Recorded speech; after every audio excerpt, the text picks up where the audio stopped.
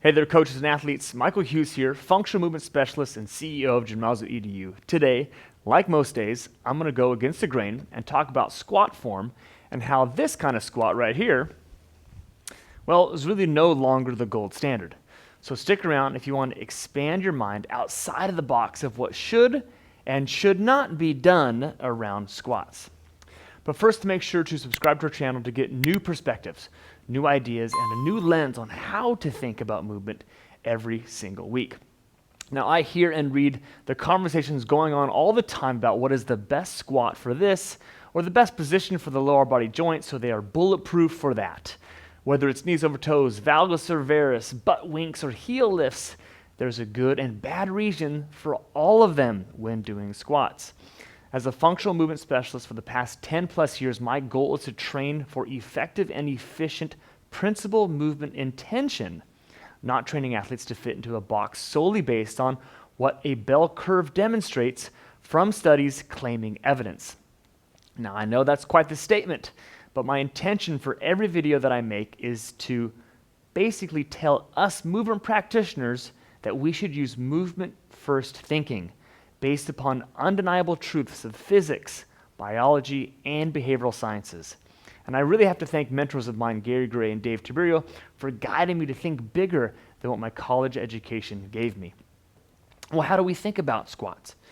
Well, it really comes down to, this is a big piece, it's come down to our intention of what do we want to use squats for.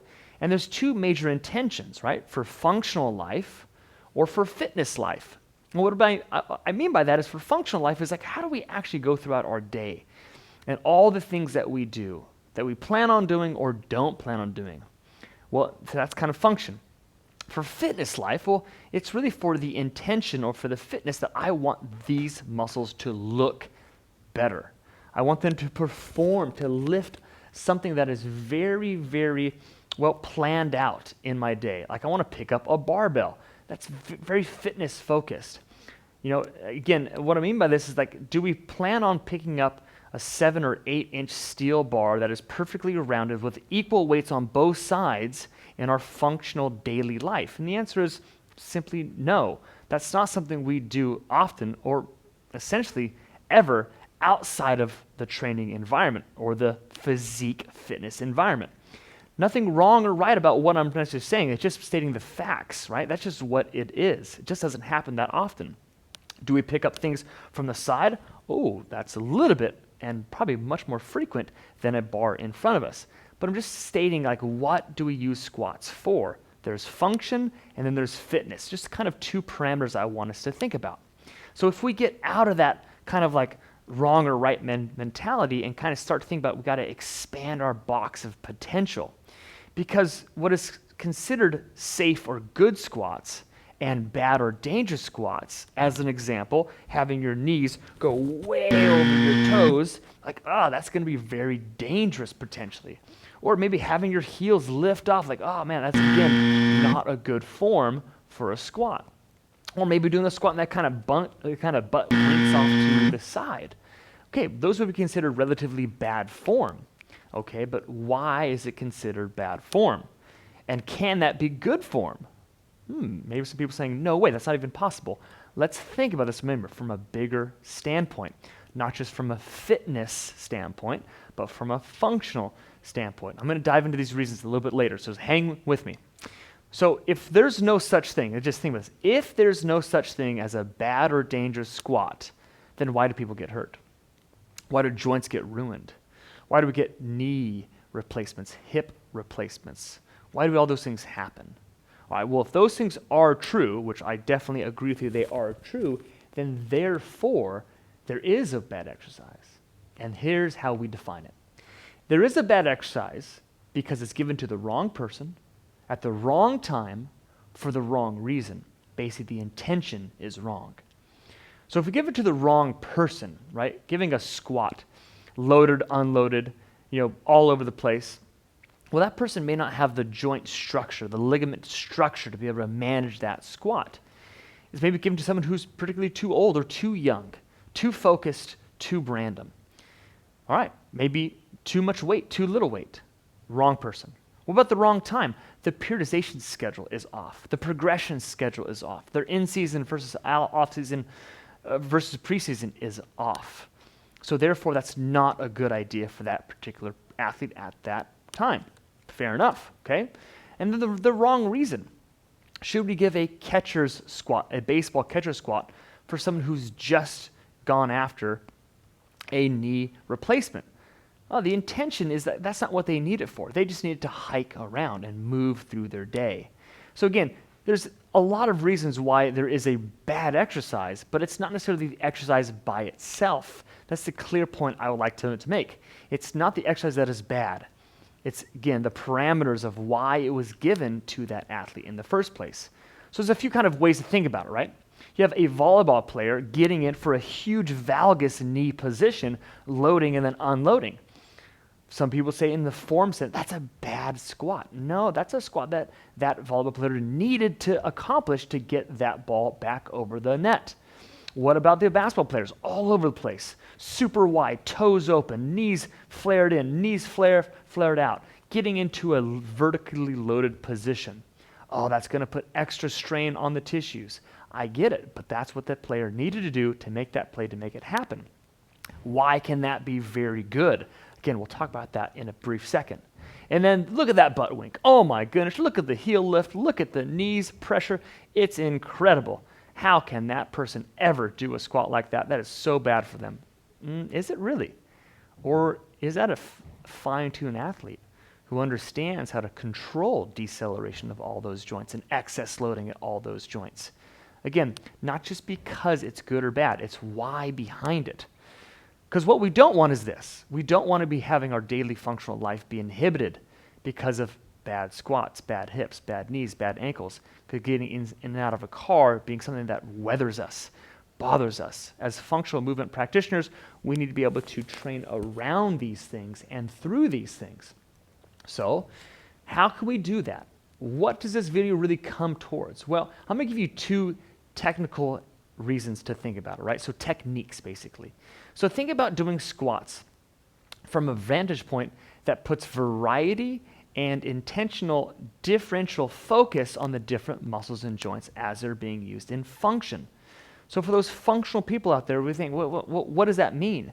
Well, we have 6 distinct squats that cover the bases, and we call them SFT squats, sagittal, frontal, and transverse foot position changes that allow us to cover the grand scope of how we can squat. So if I put my right foot in front of my left and I squat down, well, what have I essentially done? Well, I've essentially allowed my right hip to go under less flexion than my left hip because my left foot is behind me. So therefore, it has to go under more flexion sooner than my right hip in the sagittal plane. Well, from my knee's perspective, I'm going to get more flexion also in my left knee than my right knee. So that allows me again to play focuses and dial in intentions of what I want. And again, the same thing happens at my ankle. I'm going to get more dorsiflexion on my left and less dorsiflexion on my right. Again, all sagittal plane descriptions, but very, very simple. And I can do the exact same thing and switch it out. So now I'm biasing my weight load and therefore my joint load as appropriate. Why would that be important? Well, this is very much a common stance for locomotion, for walking. So therefore, I can progress myself and focus in on myself as I desire, just by those 2 different foot positions versus simply the balanced foot position here. Again, nothing wrong or right about balancing a position, but again, life is not balanced. And even if we want to talk about fitness, right, we want to focus in more on a tissue to develop it more, we can pre-position ourselves with different squat positions, which allows us again to think about deeper than just the good old standard, let's keep it systematically stable. So what if we go wide?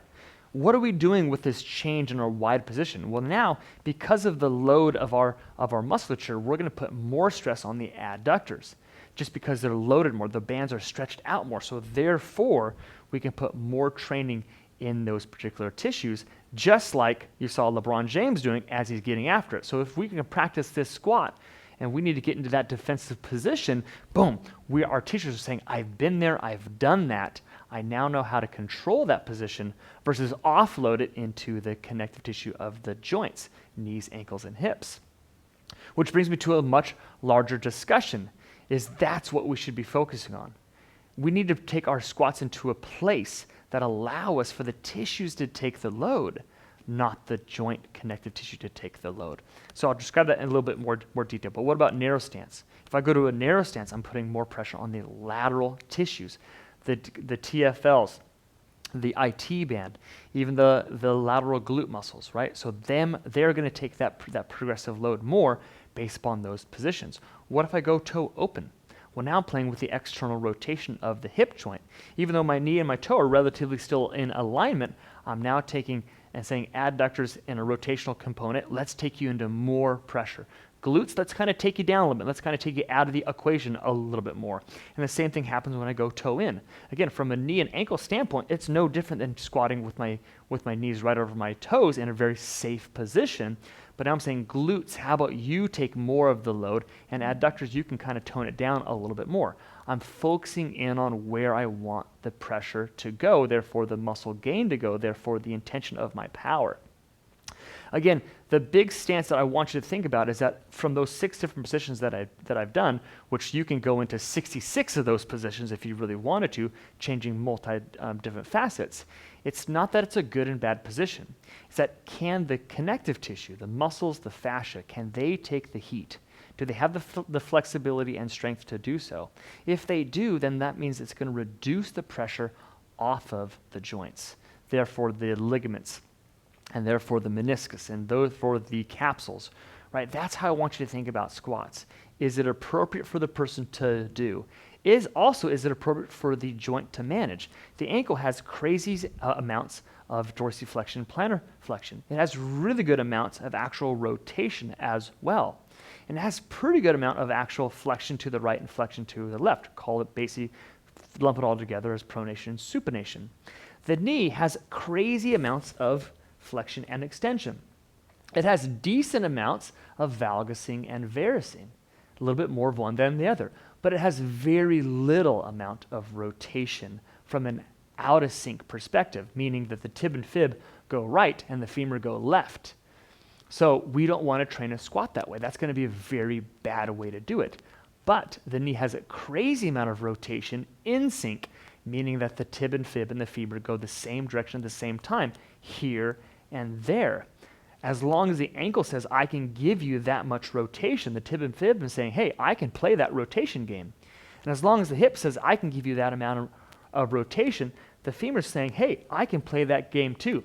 And therefore, this brings me into the squat of a driving of a pelvis. What if I drive the pelvis to the right in a squat? Drive the pelvis to the left in a squat. Drive the pelvis into a rotational turn in a squat. Drive the rotation in an opposite way. You see how my knees are rotating and moving left and right. If my ankle and hip play that game well, if I've done a good job of mobilizing those two joints, then I've opened up the floodgates of greater possibilities of a squat for function, for sport, for power generation, and even for physique development, because I can get more obtuse angles to get those muscle fibers to fire up a little bit sharper that don't get hit by a standard forward balanced knees over kind of shoulder squat. So these things are kind of essential to know to dive deeper into what our squatting can be versus just what the books have told us. And this is what our multidimensional movement coaching mentorship does. It allows us to think about things from a deeper perspective, from a principles perspective. What are the principles of the ankle and knee and hip? What are the true facts about the physics that we respond to? What's the biology of those muscles and the joints and the connective tissue? What are the ranges of motion that our hips can go into in the frontal plane only versus in the transverse plane only? And how can we understand and unpack those to give ourselves the freedom to apply good form and bad form, quote unquote, even though I don't believe it's good and bad, to the particular population in front of us for the most effective and efficient movement that they can possibly achieve based upon what their biology has given them. And that's the fun part about it. And that's why there's so much more to just the form and the function of a squat. So if you like this video, please don't forget to like and subscribe so we can continue to make more content like this every single week. Thanks for watching. Thanks for your comments. always excited to dive into deeper context about what is going on and what we're trying to share as what we've realized from all of the mentors that have taught us. Have a great day. Talk to you soon.